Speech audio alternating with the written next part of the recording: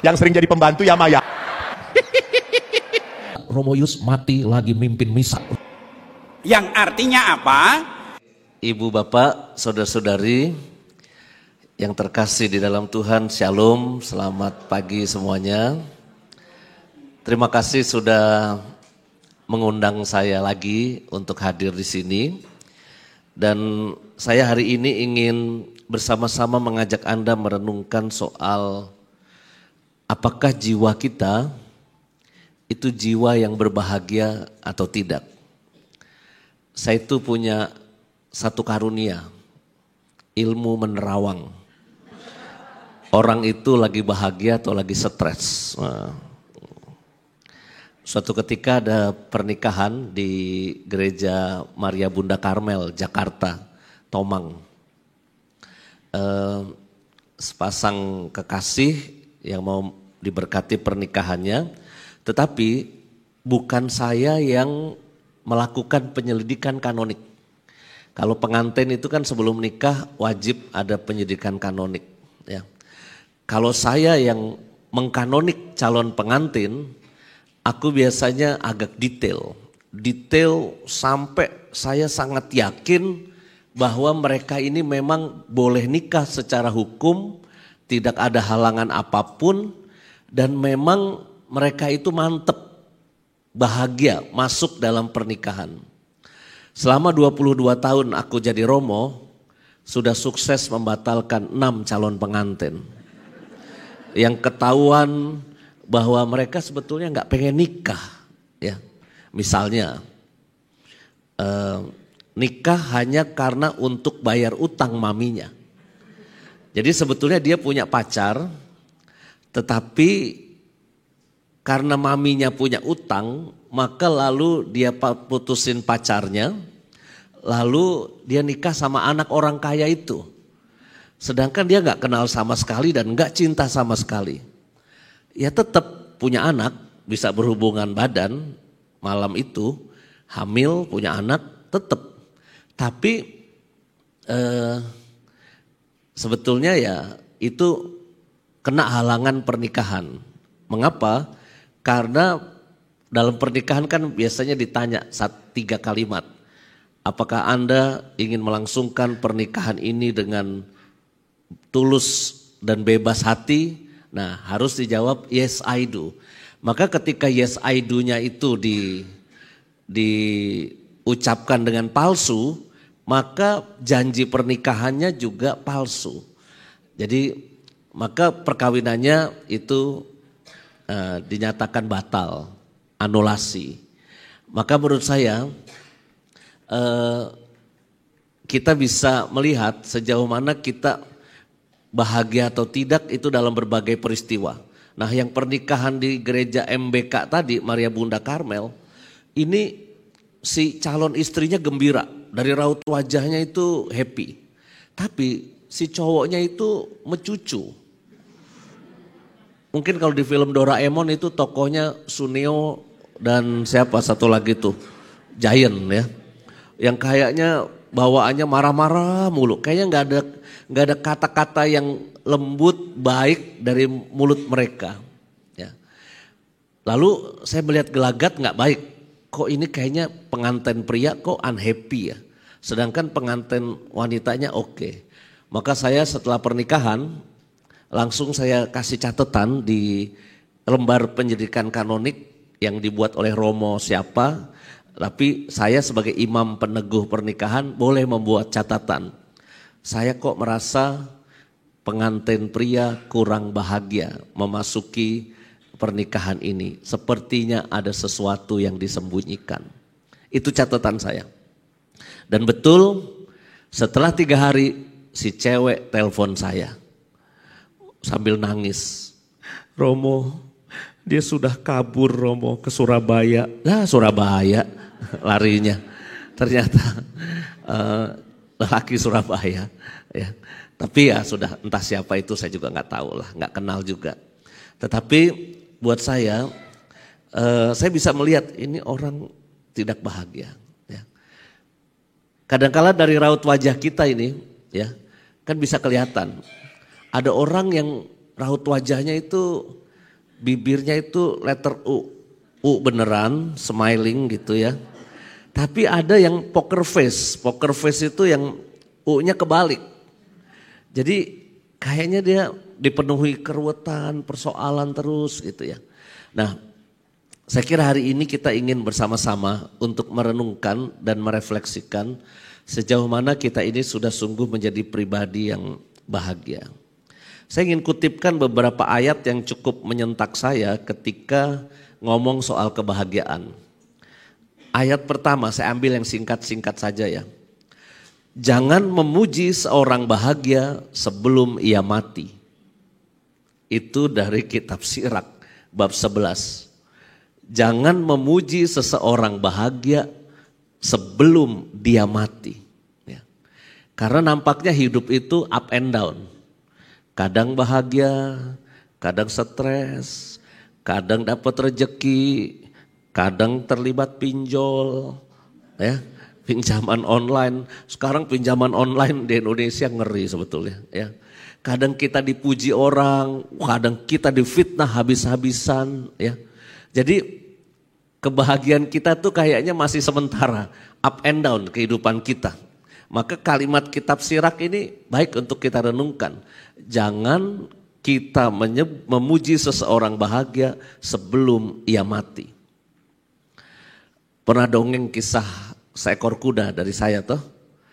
Yang petani miskin punya satu kuda.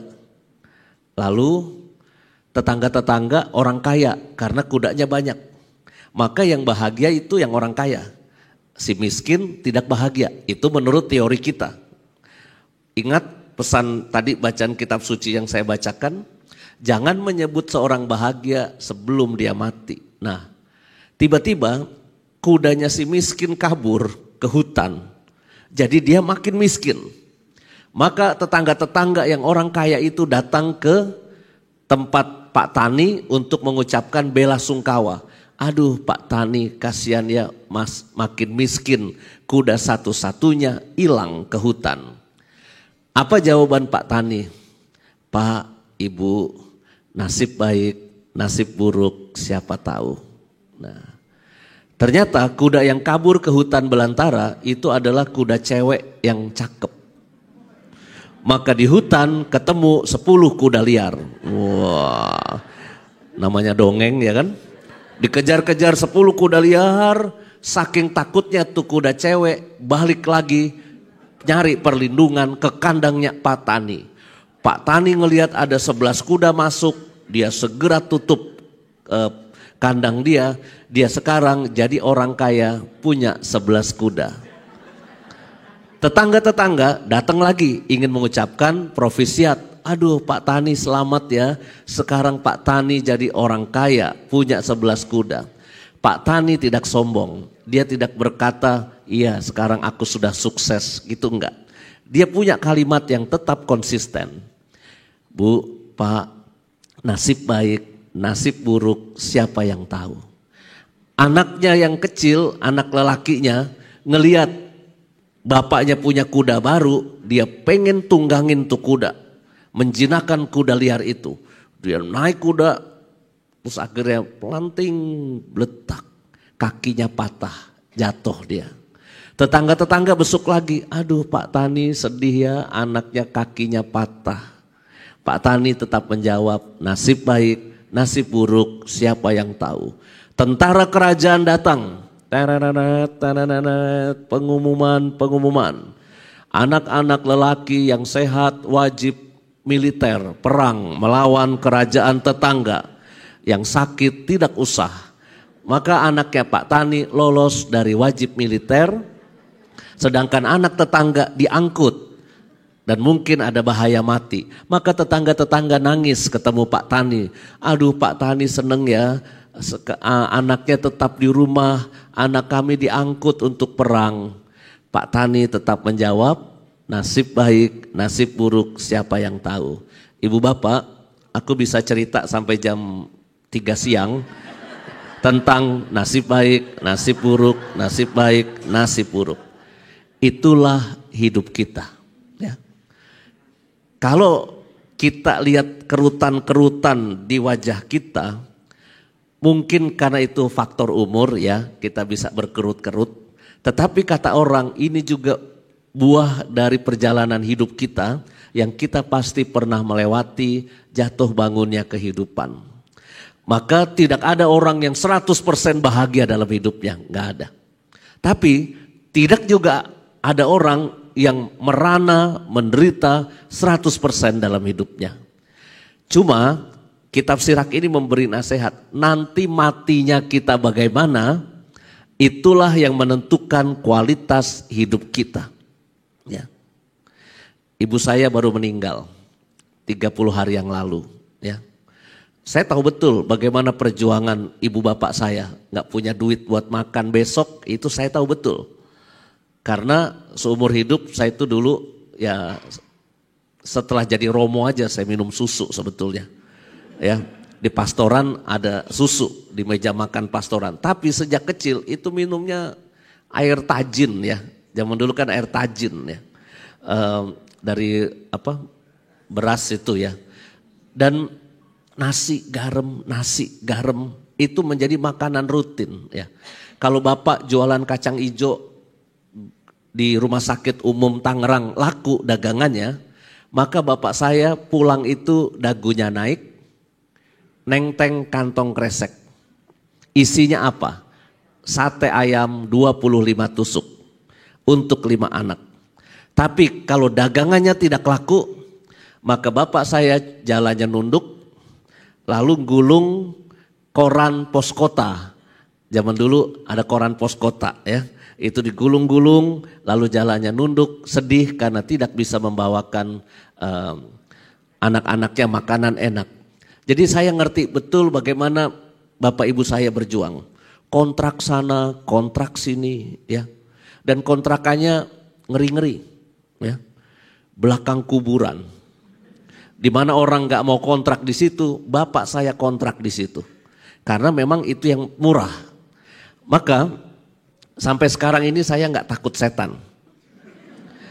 Kenapa? Karena ya sejak kecil pulang malam sendirian itu biasa ya. Saya nggak takut setan. Ya. Diusir karena nunggak kontrakan. Kontrakannya di mana? Di dalam komplek rumah sakit Kusta Sintanala Tangerang. Jadi tempat kontrakannya aneh-aneh. Di mana orang nggak mau deket-deket penyakit kusta. Bapak ibu saya malas kontrak rumah bertetangga dengan orang kusta. Yang cukur rambut saya ini orang kusta waktu saya kecil. Jadi kepala saya kan tangannya keriting begini ya. Ya, Mas Parji namanya tukang cukur saya, sekarang udah sakit, kemarin minggu lalu masih saya kunjungin, kurus kering, tapi dia senang sekali ketika saya kunjungin ke rumahnya. Romo Yus yang sering masuk YouTube datang ke rumah penderita kusta. Dia senang sekali gitu. Lalu kontrakan terakhir itu di atas sungai yang kotor. Di belakang airport Soekarno-Hatta itu ada sungai yang kotor pada zaman itu. Saya itu mandi nggak pernah di kamar mandi zaman saya kecil ya. Mandinya ya di sungai itu. Maka kalau saya wajahnya agak butek-butek dikit ya. Ya itu sebetulnya karena masa kecilnya ya mandinya begitu gitu. Jadi ibu saya kalau udah sore jam 5 itu tinggal teriak. 1, 2, hitungan ketiga harus sudah nyebur di sungai. Kalau enggak disabetin, itu gaya pendidikan orang tua zaman dulu. Kan orang tua zaman dulu kan berhak menyiksa anak. Orang tua zaman sekarang, Anda ngomel dengan keras saja ya. Itu katanya dikenai pasal verbal abuse loh. Jadi ada sekolah yang menuntut orang tua karena verbal abuse kepada anaknya. Lah, orang tua kan bisa nyaut, anak-anak gue yang kasih makan saya mau disabetin, mau diomelin, itu suka-suka orang tua. Mungkin gaya pendidikan zaman dulu ya begitu. Nah, tapi itulah perjuangan ibu saya sakit sedemikian rupa. Keluar masuk rumah sakit bisa sebulan sekali. Ya. Kadang-kala kesepian karena anak cucunya sibuk kesana kemari. Tapi saya kira pada hari-hari terakhir nih Ibu Cun paling sering datang ke kamar ibu saya ya, ngajarin macam-macam. Karena kadang-kala kalau udah saya bilangin susah, saya harus pakai orang lain. Nah Ibu Cun ini kan kata-katanya mulutnya bernas ya, penuh kuasa dan penuh kebijaksanaan sebagai orang tua juga. Bu, udah jangan ngomelin pembantu terus ya. Pembantu zaman sekarang main handphone itu biasa.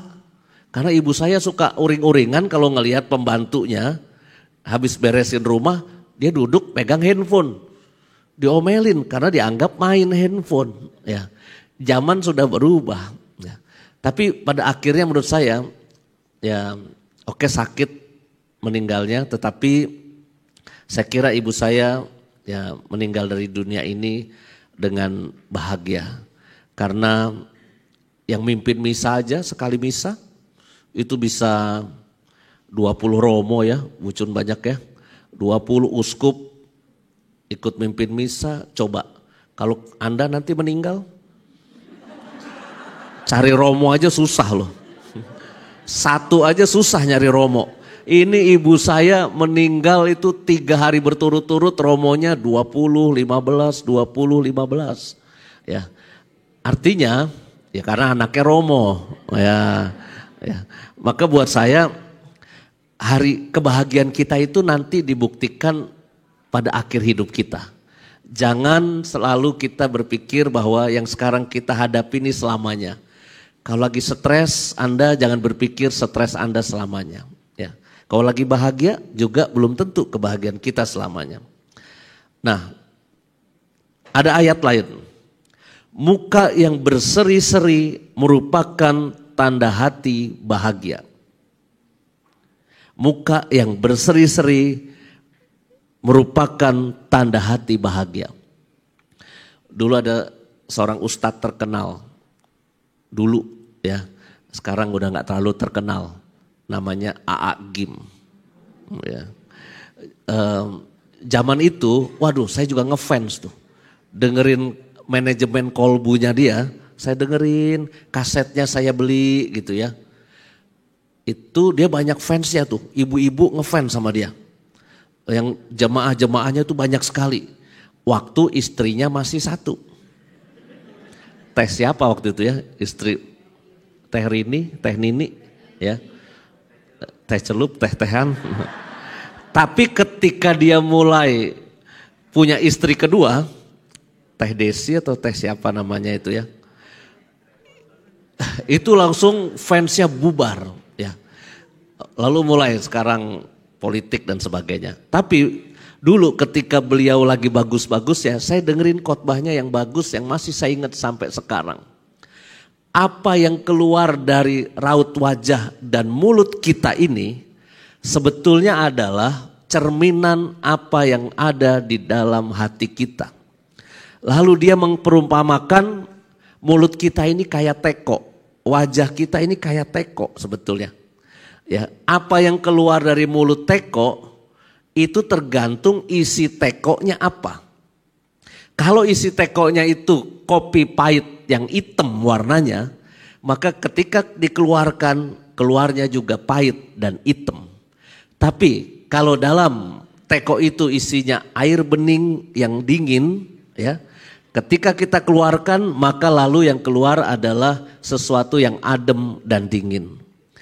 Maka saudara-saudari, jangan terlalu banyak ngomel-ngomel, mencucu, nyinyir. Ya, kan ada orang yang punya hobi ngomongnya itu jelek ya. Sehingga lalu kita tahu langsung, oh dia hatinya sedang susah, hatinya sedang hitam pekat. Maka lalu yang keluar itu ya yang pahit-pahit seperti itu. Maka wajah yang berseri merupakan tanda hati bahagia. Tapi kita juga gak bisa menjadi manusia yang pura-pura bahagia. Gak bisa. Saya itu selalu curiga sama orang yang mulutnya terlalu manis. Aduh Romo Yus cakep banget ya. Khotbahnya bagus sekali. Aduh, saya dengerin khotbahnya Romo Yus nggak bosen-bosen deh pokoknya. Makin dia puji-puji saya, makin saya menyingkir jauh ya. Kenapa? Kalau terlalu manis tuh tanda-tanda apa ya? Dibuat-buat lalu ujung-ujungnya palsu sebetulnya. Ya. Jadi wajar saja, tapi buat saya wajah yang berseri itu ya mudah-mudahan itu keluar otentik dari batin kita ya. Ini penting untuk kita renungkan. Berikutnya, hidup bahagia hanya berlangsung sejumlah hari terbatas, sedangkan nama yang baik tinggal untuk selama-lamanya. Hari bahagia itu terbatas ya. Anda menang lotre, wah terbatas hari bahagianya. Saya lulus ujian, terbatas hari bahagianya. Saya sebagai direktur Samadi, pusat pastoral Samadi, saya bahagia nih sekarang. Tapi juga saya tahu terbatas. Bisa pindah bulan Agustus besok, saya tutup opera komedi selesai.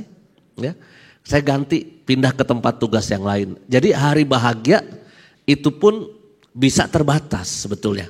Ya, tetapi nama yang baik itu berlangsung, nama yang baik itu selama-lamanya, ya, tinggal untuk selama-lamanya. Kalau saya matinya bagus, maka nama baik itu selama-lamanya. Tapi kalau saya matinya kurang bagus, maka yang bagus-bagus dari kita itu tidak akan diingat orang. Dan mungkin orang juga akan malu kenal sama kita. Kalau saya matinya lagi mimpin misa misalnya, inilah tubuhku yang diserahkan bagimu. Kayak Romo Hariliong kena serangan jantung kan. Waktu itu beliau sudah kesini belum? Habis serangan jantung. Ya, semoga dia bertobat soal makanan. Ya.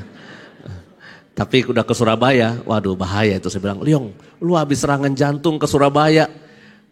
Bahaya itu, ntar diajak makan enak terus itu di Surabaya, saya bilang begitu. Terus kalau saya matinya lagi misa, waduh itu pasti bikin heboh. Pasti bikin heboh. Netizen saya yang jumlahnya puluhan ribu pasti nangis, wah, sedih. Ya. Keluarga saya sedih. Tetapi saya yakin kematian itu kematian yang bagus. Mati lagi mimpin misa. Buat seorang Romo itu kematian yang bagus. Pasti saya akan langsung jadi cover majalah Hidup. Imam yang baik itu telah pergi. Wah, kalau saya matinya bagus. Anda juga ngelayat saya semangat. Ayo kita charter pesawat, Bindoman ngelayat ke Jakarta misalnya. Kalau saya matinya bagus, Bapak Ibu. Ya kan? Uskup juga khotbah gitu pasti akan semangat. Aduh, Romo Yus ini imam yang saya andalkan. Ya, Keuskupan Agung Jakarta itu banyak melakukan ini itu karena Romo Yus. Inilah imam saya yang setia. Wah, kalau saya begitu matinya. Tapi kalau saya matinya lagi pijet. Kalau di Jakarta itu ada tempat pijet namanya Mangga Besar, ya kan? Matinya di Mangga Besar, pijet dengan tidak sehelai benang pun. Romo kok matinya di panti pijet, ya kan? Anda juga ngomongin saya, ya pernah sih datang, cuma gue lupa kapan ya datangnya ya. Bu Ervina juga ya nggak usah ke Jakarta lah, nggak usah, ya kan? Berat-beratin di ongkos, ya kan? Kalau saya matinya jelek, kebaikan-kebaikan saya dilupakan orang. Tapi saya kira Bucun akan tetap setia. Saya matinya bagus atau jelek dia pasti datang. Kalau Bucun nggak datang, saya yang datengin dia. Ya. Ini yang saya maksud bahwa nama yang baik itu ya, kebahagiaan itu sementara yang kita punya ya. Tapi ternyata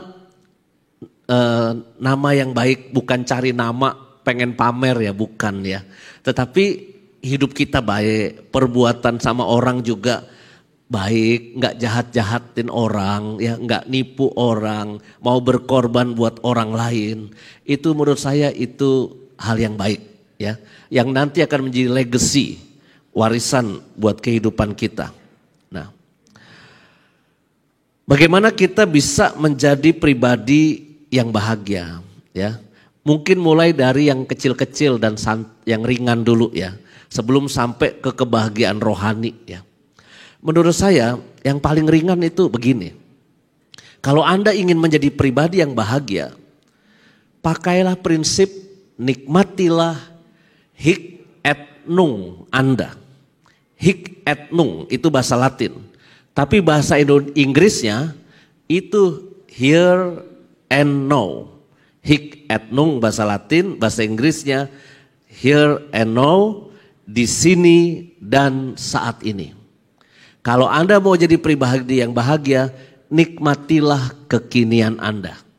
Detik ini Anda lagi dengerin khotbahnya Romo Yus, nikmatilah Romo Yus sedang bercerita dan berkhotbah. Kalau Anda duduk di ruangan ini, di Katedral Surabaya ini, tapi tiba-tiba Anda ingat, aduh kompor tadi belum dimatiin kayaknya tuh di rumah. Badan Anda di sini, tapi pikirannya ke kompor yang di rumah. Percayalah sama saya, Anda duduk di sini tidak bahagia. You akan sibuk ngelihat jam tangan. Ini Romo khotbahnya lama bener, ya kan? Nggak berhenti-berhenti. Atau tiba-tiba ingat, aduh, brankas belum ditutup. Ada emas batangan 5 kilo. Nanti kalau si Inem masuk bagaimana? Maka kita mulai resah, kita mulai gelisah dengan sesuatu yang tidak ada di sini. Ya. Hai bapak-bapak, ibu-ibu, orang tua, berbahagialah dengan anak Anda apapun adanya dia.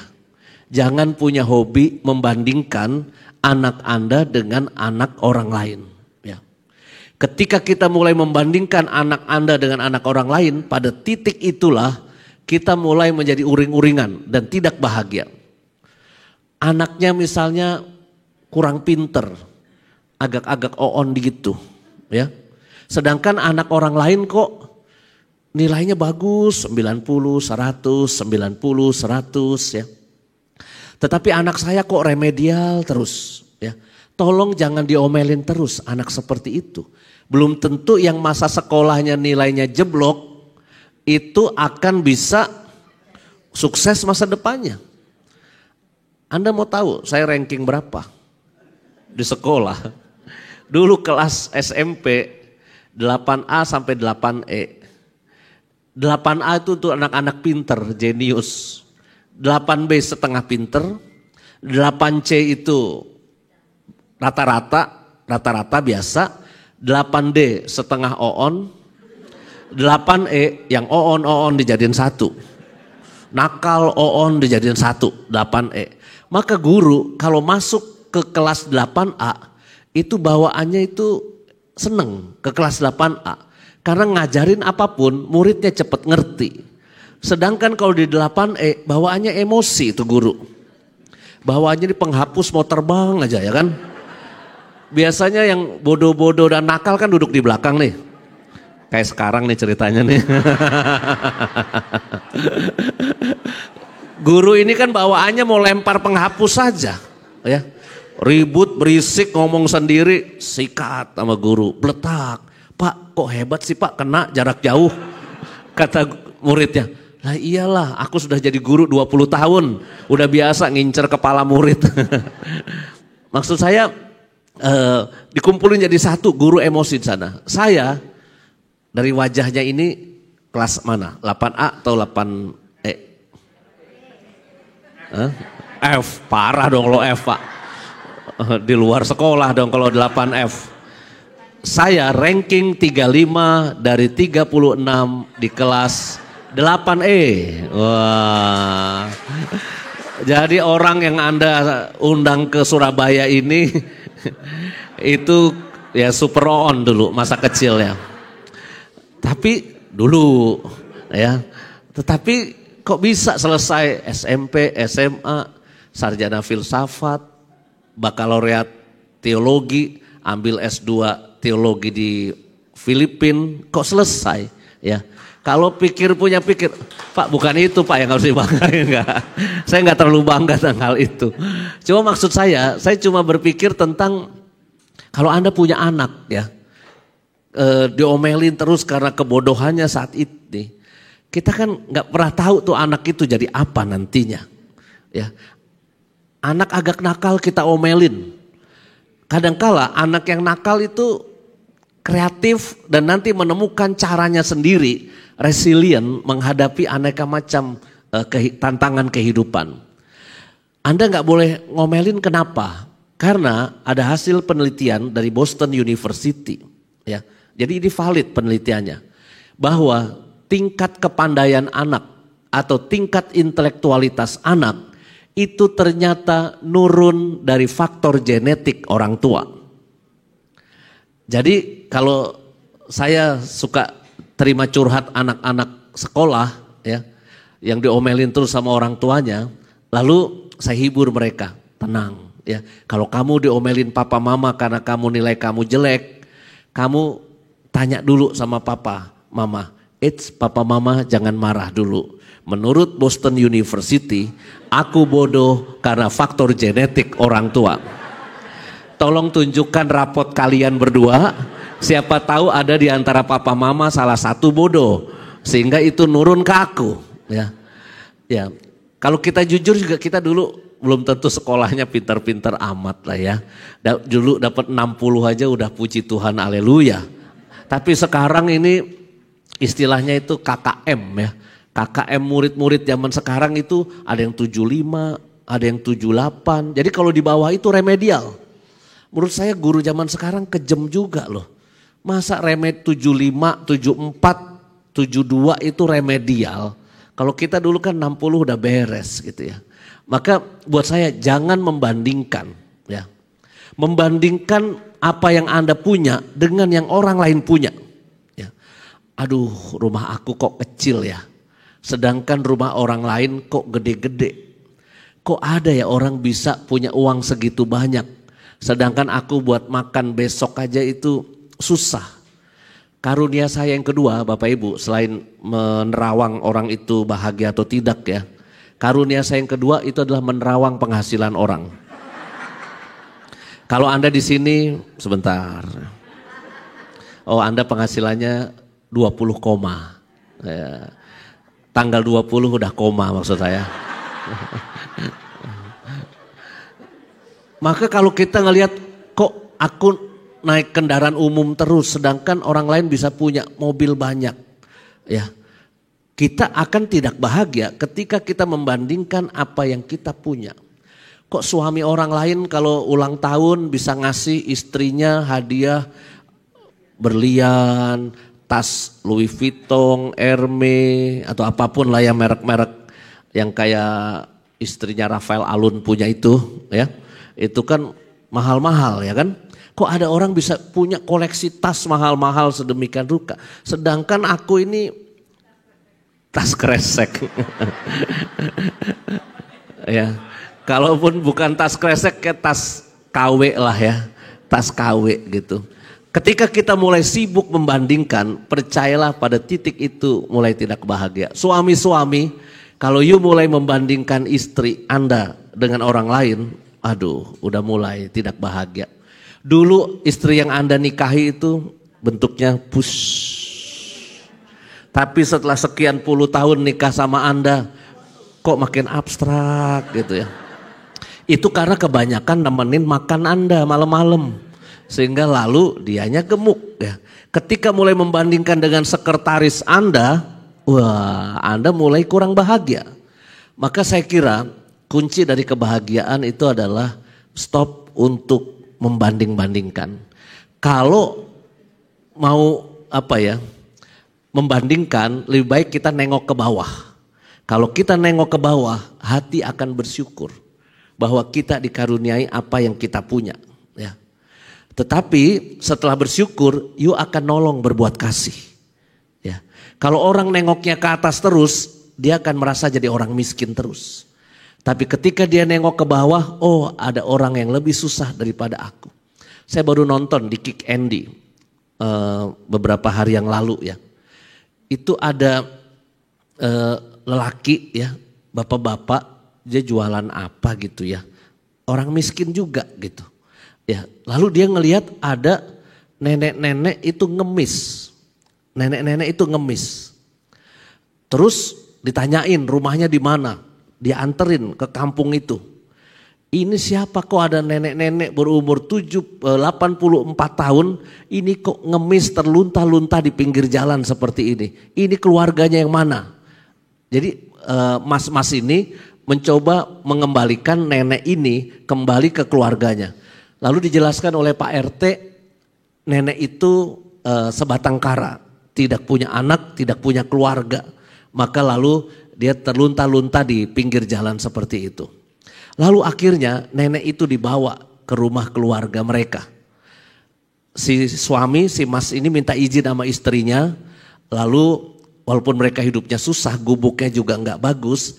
Itu akhirnya diterima, dimandiin, dimasakin yang anget-anget, dirawat baik-baik lukanya. Lalu suatu ketika nenek ini kesaksian di Kick Andy pasti sudah sudah diobservasi, udah diteliti pasti. Lalu ditepuk-tepuk si mas ini, terima kasih ya mas, ya nak, terima kasih ya nak. Nanti kamu akan mendapat apa yang tidak pernah kamu dapat. Nanti kamu akan pergi ke tempat yang mungkin kamu tidak terpikir untuk pergi ke sana. Ditepuk-tepuk gitu.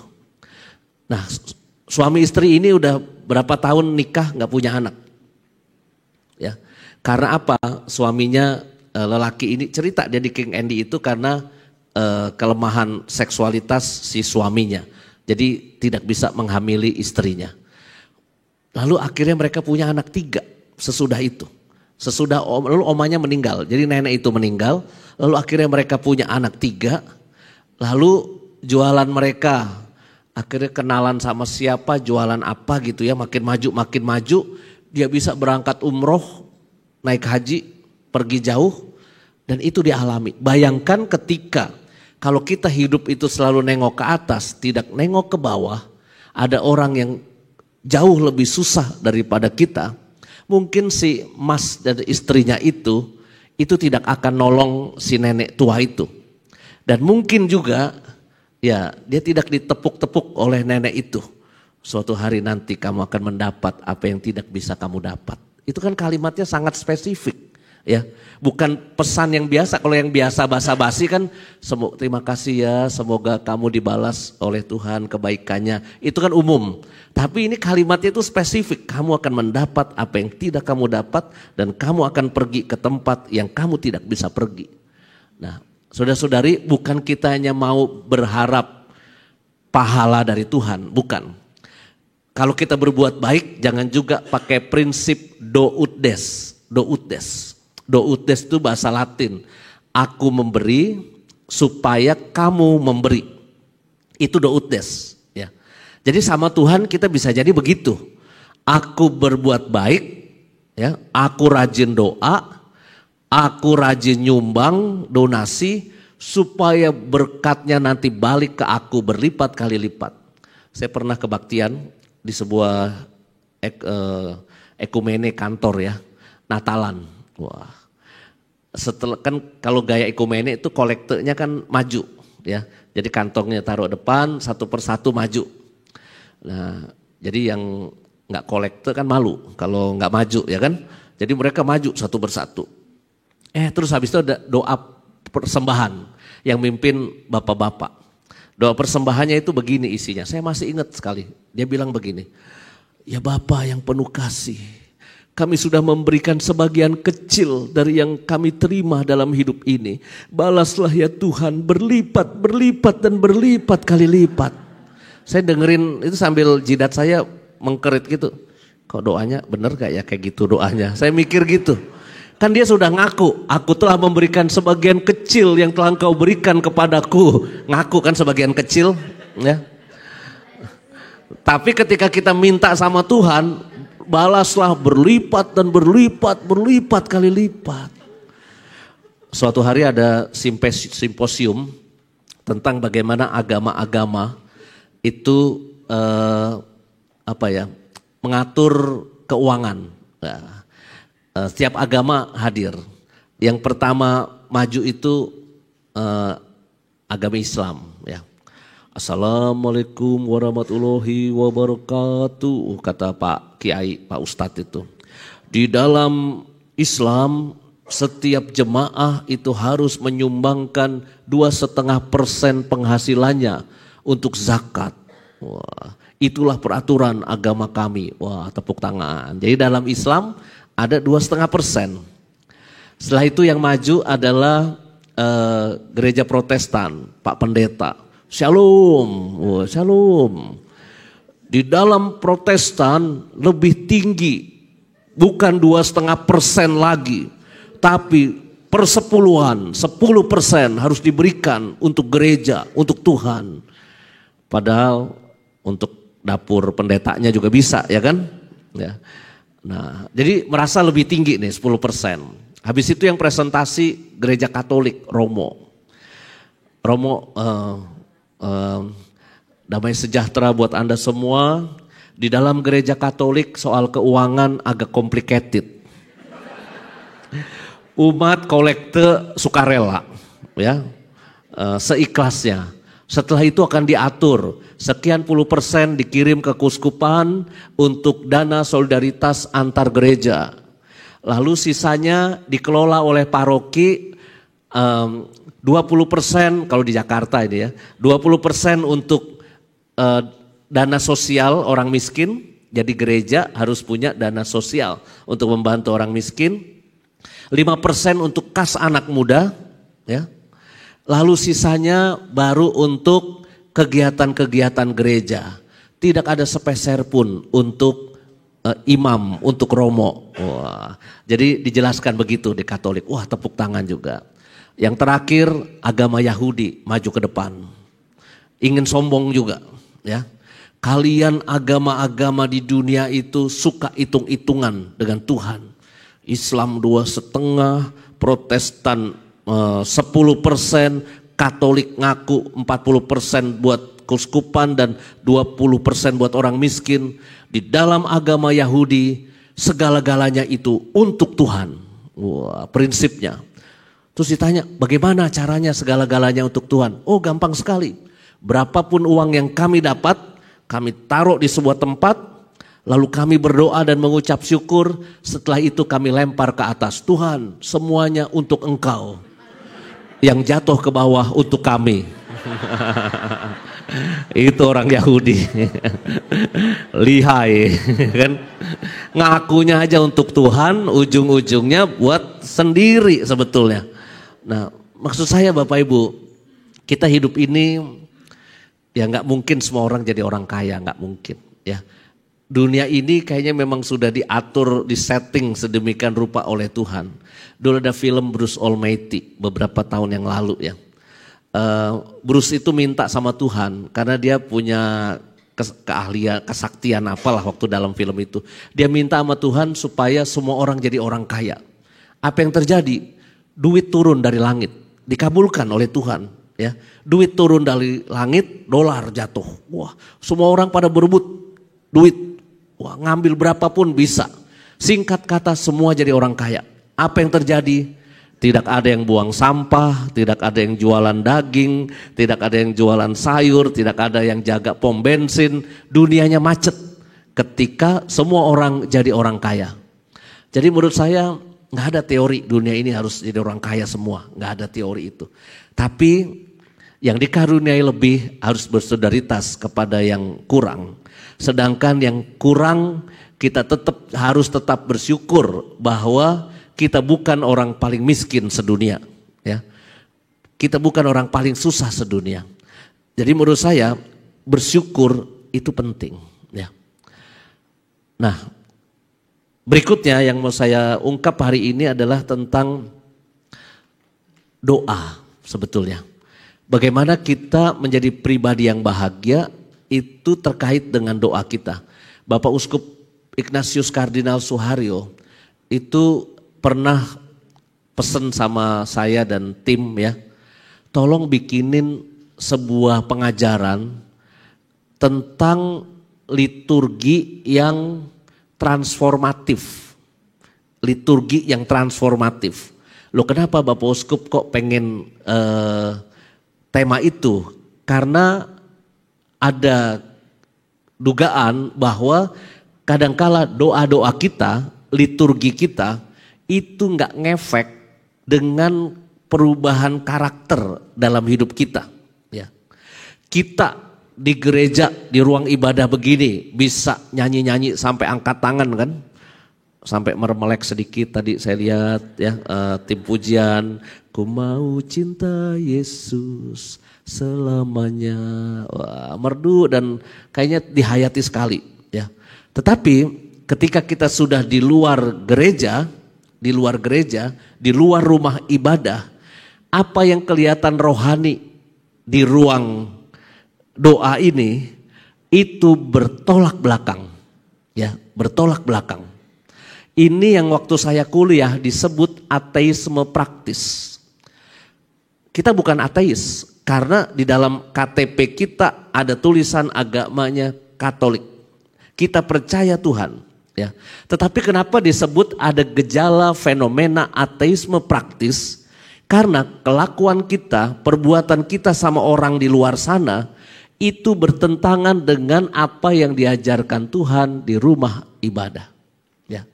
Tuhan mengajarkan kita saling mengampuni, berdamai dengan orang lain. Janganlah engkau melangsungkan ibadahmu kalau engkau masih teringat, masih punya perkara dengan saudaramu, tinggalkanlah dulu mezbahmu dan berdamailah dulu dengan dia. Kenapa? Di situ Tuhan menuntut apa yang kita lakukan dalam doa kita itu sebetulnya berefek dengan kehidupan kita. Mengapa bisa begitu? Karena kita doanya itu mungkin cuma sepotong dalam artian gini. Kita memahami doa itu kesempatan buat kita menyampaikan kesusahan-kesusahan hidup kita. Memohon kepada Tuhan supaya hidup kesusahan-kesusahanku ini dipulihkan oleh Tuhan. Jadi doa itu dijadikan hanya sebagai untuk tempat kita memohon. Sedangkan doa yang sejati itu sebetulnya adalah kita menjalin relasi cinta dengan Tuhan. Bukan pertama-tama kita minta ini, minta itu sama Tuhan. Ya. Nah ini yang kadangkala membuat kita tidak bahagia dalam beriman. Kenapa? Kita merasa Tuhan kita tidak mengabulkan doa. Tuhan kita tidak sayang sama kita.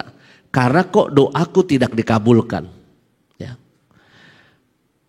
Bisa begitu kenapa? Karena ukuran dari kita itu dicintai oleh Tuhan, ini kadangkala kita memakai ukuran materialistis. Jadi ada yang disebut sekarang ini paham teologi kemakmuran.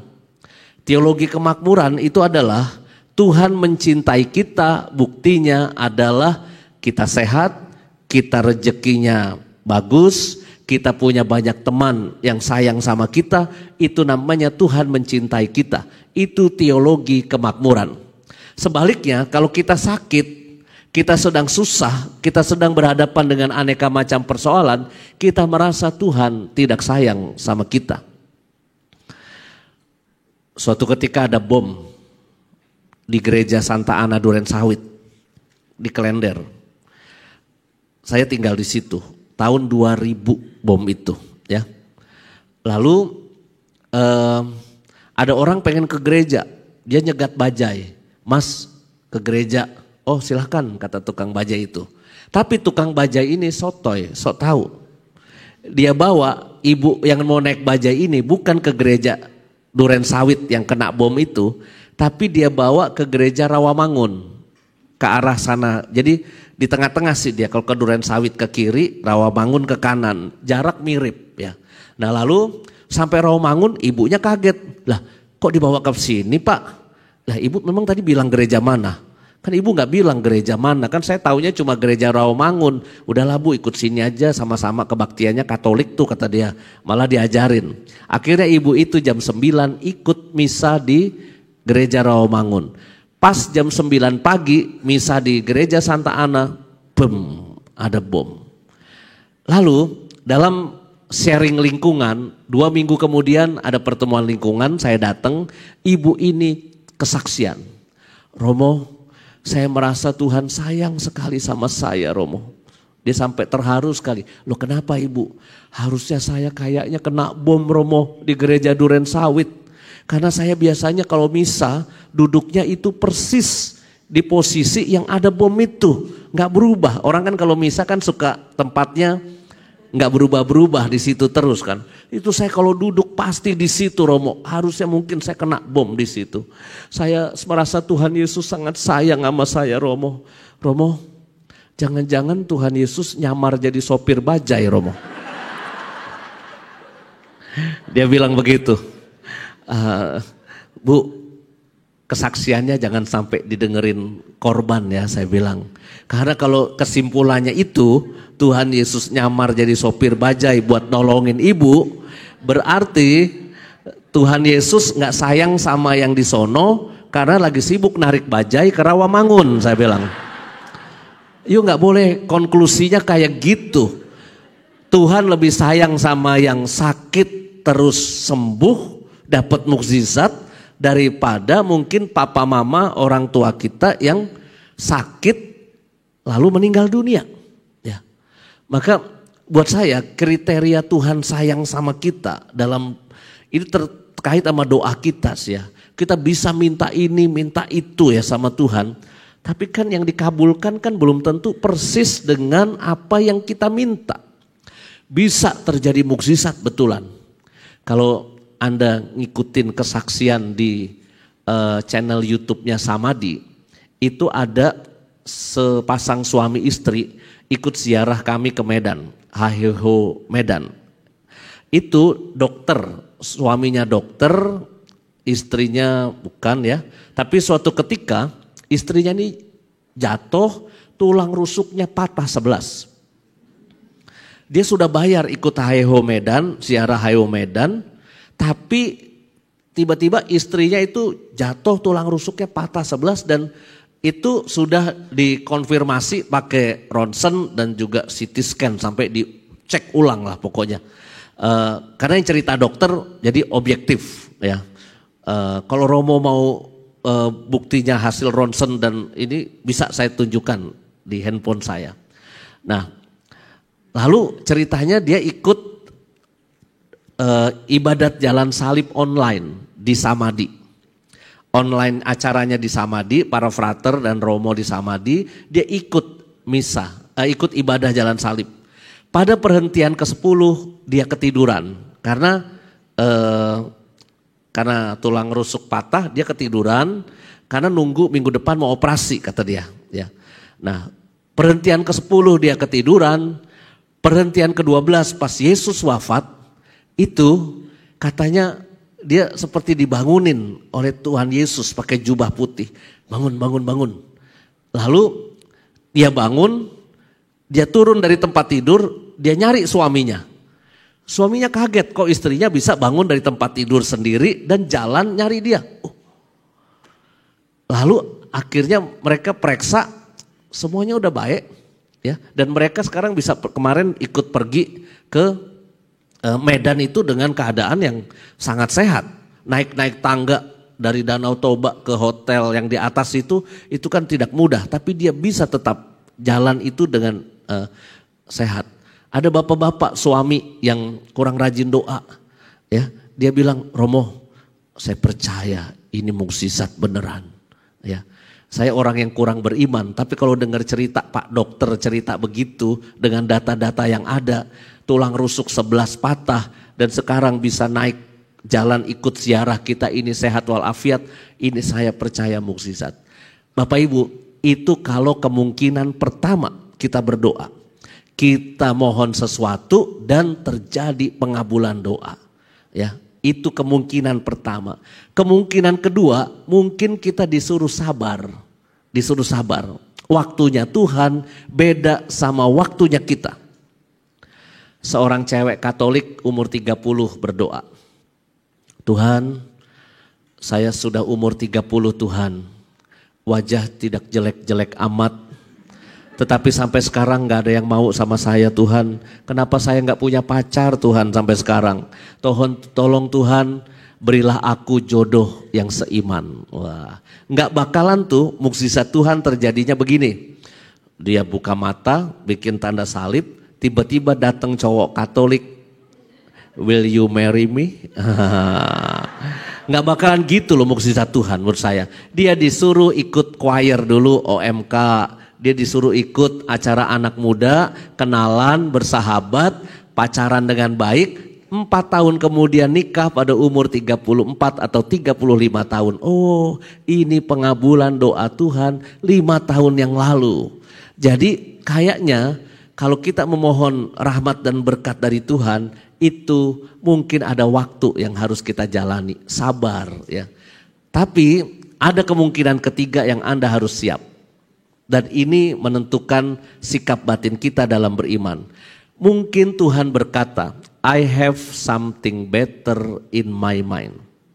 Aku punya sesuatu yang lain yang lebih baik dalam rencanaku. Ya. Mintanya sehat tapi meninggal dunia. Ketika ibu saya gak sadar itu di ICU, dokter bilang, Romo harus merawat ibu stroke agak panjang. Ya. Oh siap dok. Maka langsung saya siapkan kamar ibu saya bersihkan, saya perlebar, kamar mandinya juga saya rapiin supaya kalau ibu mandi, ibu dibersihin itu kamar mandinya lebih enak. Saya langsung suruh tukang bangunan beresin kamarnya ibu saya. Tapi besoknya ibu saya pendarahan terus. Seperti orang menstruasi tapi lewat belakang ya. Dan itu hitam pekat. Waduh, dokter bingung. Lalu dokter menawarkan hasil kolonoskopi. Kemungkinan pertama itu operasi usus dipotong. Tapi kata dokter, janganlah Romo. Itu sama juga mempercepat kematian di meja operasi. Itu kata dokter. Pilihan kedua ada obat yang masukkan ke infus. 1 kali suntikin ke infus harganya 20 juta. Kalau keluarga bersedia dan mampu, mari kita coba. Itu kemungkinan kedua. Kemungkinan ketiga itu adalah obat-obatan biasa yang kita punya sekarang di rumah sakit. Tambah transfusi dan sebagainya karena pendarahan terus. Tapi kalau itu enggak berefek, kita hentikan obat-obatan. Yang penting ibu ditungguin oleh keluarga, bisa bersama keluarga terus. Paliatif jadi cara keempat. Saya sepakat maka kakak adik saya, cara pertama kita coret, gak usah operasi. Yang kedua, mari kita kejar, kita usahakan obat itu, ya, semampu kita. Ya. Lalu berhasil 2 kali kita suntikin, ya, tapi ternyata pendarahan lagi, lalu akhirnya meninggal dunia. Tapi waktu itu saya udah siapin, sambil saya nyiapin kamar ibu saya, malam-malam, itu saya bikin buku misa requiem untuk ibu saya. Padahal ibu saya belum meninggal. Meninggalnya 5 minggu kemudian. Ya. Tapi saya sudah bikin buku misa requiem kematian ibu saya. Satu sisi saya menyiapkan kamar supaya ibu saya nanti kalau dirawat itu bisa lebih nyaman. Satu sisi saya juga menyiapkan kalau ibu saya nggak kuat meninggal dunia, saya sudah siap. Tinggal send ke percetakan yang saya kenal, langsung siang pasti jadi. Maka kalau saya berdoa ibu bapak, kasus dalam keadaan sakitnya ibu saya mohon ibu saya sembuh pasti. Apapun kita lakukan. Tetapi bagi saya harus menyiapkan juga kalau Tuhan punya rencana yang berbeda dengan apa yang saya minta. Maka ketika ibu saya meninggal dunia, ya sudah, dalam hati saya ikhlas, ibu udah jauh lebih bahagia, udah banyak berjasa buat hidupan kami anak-anaknya, dan terima kasih Tuhan untuk itu semua. Jadi bagi saya ya, doa itu juga menentukan kebahagiaan iman kita. Kalau tadi kan kebahagiaan manusiawi ya, tapi bagaimana sikap batin kita berdoa itu menentukan juga kebahagiaan kita beriman. Ya. Karena ketenangan kita, keyakinan kita tergantung sikap batin kita ketika kita berhadapan dengan kebutuhan-kebutuhan manusiawi kita dan kita mohon sama Tuhan. Maka itulah yang mau kita terus perdalam. Kita punya kebahagiaan manusiawi. Saya harap Anda juga secara manusiawi bahagia, ya. Punya rezeki yang cukup, sehat, ya, relasi baik-baik semua, entah dengan keluarga, dengan teman-teman, itu kebahagiaan, ya. Tetapi juga Anda harus punya kebahagiaan iman. Apapun yang Tuhan kasih dalam kehidupan ini, kita jangan pergi dari Tuhan. Kita tetap berpegang pada Dia, karena Dialah nanti dan sekarang ini satu-satunya juru selamat kita. Tuhan memberkati saudara sekalian. Amin. Mari kita berdoa. Dalam nama Bapa dan Putra dan Roh Kudus, amin. Bapa yang penuh kasih, inilah kami putra-putrimu yang ingin menjadi manusia yang bahagia.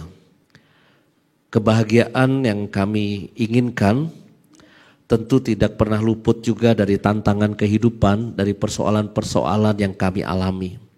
Biarlah kami punya iman yang kuat, iman yang tangguh menghadapi peristiwa-peristiwa hidup kami.